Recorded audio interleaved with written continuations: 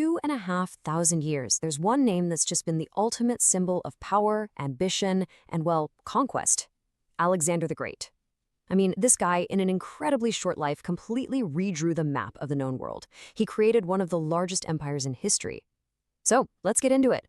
How exactly does a 20-year-old king pull off conquering the world? And it all might have started with this. His own father, King Philip II, told him, "Macedonia is too small for you."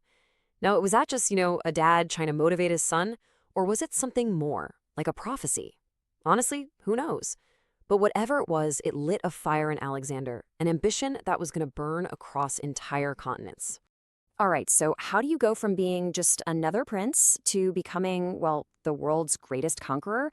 It really starts with a pretty unique upbringing, one that was shaped by some seriously powerful mentors and, let's be real, some dramatic twists of fate. I mean, Alexander's path to power wasn't just fast, it was ridiculously fast. Just think about this timeline for a second. He's born a prince, okay. By the time he's 13, he's being taught by the one and only Aristotle. A mere 3 years after that, at 16, he's already in command of his first military campaign. And by 20, he's king. This wasn't a slow climb up the ladder. This was a rocket launch to the top. And here's a great story that shows you what kind of mind this kid had, even from a young age. So picture this. He's just 10 years old.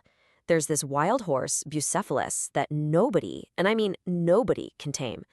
But Alexander notices something simple, something everyone else just completely missed. The horse was scared of its own shadow. So what does he do? He just calmly turns the horse to face the sun, and that's it. He tamed the untamable. That kind of insight at just 10 years old, I mean, that's literally the stuff of legends. Of course, you can't talk about Alexander's upbringing without talking about his education, because his tutor was Aristotle. Yeah, the Aristotle, one of the greatest minds in all of human history. And this wasn't just, learning your letters and numbers. Aristotle molded Alexander's entire way of thinking. He taught him philosophy, logic. He basically built the intellectual engine that would power all those future conquests. And then, boom, everything changed. It's 336 BC, and King Philip is at his own daughter's wedding celebration. Out of nowhere, he's assassinated, killed by one of his own bodyguards. And just like that, in a single moment, 20-year-old Alexander is no longer just a prince waiting in the wings. He's the king of Macedonia. The power is his. So the throne is suddenly his, and Alexander wastes absolutely no time. First, he has to secure his power at home, and, well, he does it quickly and pretty brutally. Once that's done, he turns his eyes east. See, he wasn't just interested in defending his kingdom. No, his plan was to take on the single biggest power in the known world, the Persian Empire. And when I say his first moves as king were ruthless, I mean it. He systematically eliminated anyone who could possibly challenge his claim to the throne. That included his father's new wife and her baby boy. And when some of the Greek city-states like Thebes rebelled, probably thinking, hey, this 20-year-old kid will be easy to push around, he made an example of them. He burned the city to the ground. The message couldn't have been more clear. I am in charge. Okay, so early on in his campaign, Alexander comes across this famous challenge in a city called Gordium. The legend goes that there was this ancient ox cart tied to a post with this ridiculously complicated knot, the Gordian knot. And there was a prophecy, a big one. It said that whoever could figure out how to untie this knot would become the ruler of all of Asia. So, what did Alexander do? Well, his solution tells you everything you need to know about the guy. He didn't waste time trying to untangle it like everyone else. He didn't play by the rules. He just pulled out his sword and sliced it right in half. Talk about a statement. This guy didn't just solve problems. He completely obliterated them. All right, so his first big test in Persia comes at the Granicus River. You've got the Persians, led by their local governors, set up on the other side of the river. They're using it as a natural defense. It's a smart move. But Alexander, leading his bigger, more battle-hardened army, he didn't hesitate for a second. He just leads this incredibly bold charge straight across the water and smashes right into the Persian line. And the result? Well, it was a total blowout. We're talking something like 4,000 Persian soldiers killed, compared to maybe 50 of Alexander's men. 50! It was just a stunning first victory on Asian soil, and boy, was it a sign of what was to come.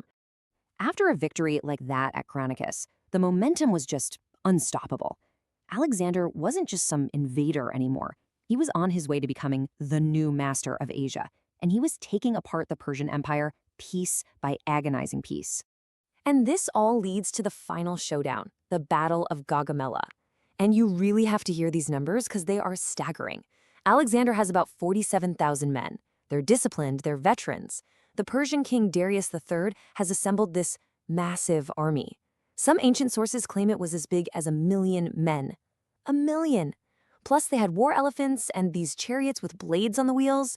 I mean, on paper, Alexander's army should have been wiped off the map. But this is where Alexander's tactical brilliance just shines.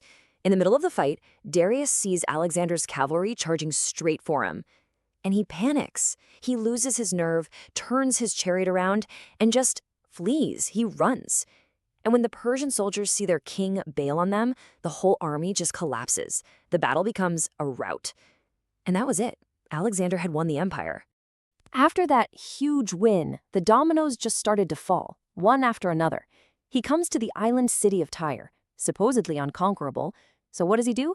He builds a giant stone bridge out to it, in the middle of the sea. Problem solved. He gets to Egypt, and they welcome him not just as a liberator, but as a god. And right there, he founds the first and most famous of his cities, Alexandria. And then he just strolls into the legendary capitals of Babylon and Persepolis. They were his. And what about his rival, King Darius? Well, he never even got the chance to regroup. While he was on the run, he was betrayed and then killed by one of his own generals. A pretty grim and lonely end for the last king of that great empire. So you'd think, right? Conquering the largest empire on the planet would be enough for one lifetime. But not for Alexander. Nope. For him, it wasn't enough. His ambition was just limitless. He looked even further east, towards the mysterious lands of India, and just decided, yeah, I've got to conquer that too. And in India, he ran into what might have been his toughest battle ever. He was up against King Porus and his army in Punjab. Now, you got to remember, Alexander's army at this point is exhausted. They've been on the march for years. And now they're facing this incredibly fierce army that's defending its home turf. And they've got war elephants, dozens of them. And these things were just causing absolute chaos in the Macedonian lines. It was a brutal, brutal fight. But Alexander did eventually win. And then he did something nobody expected.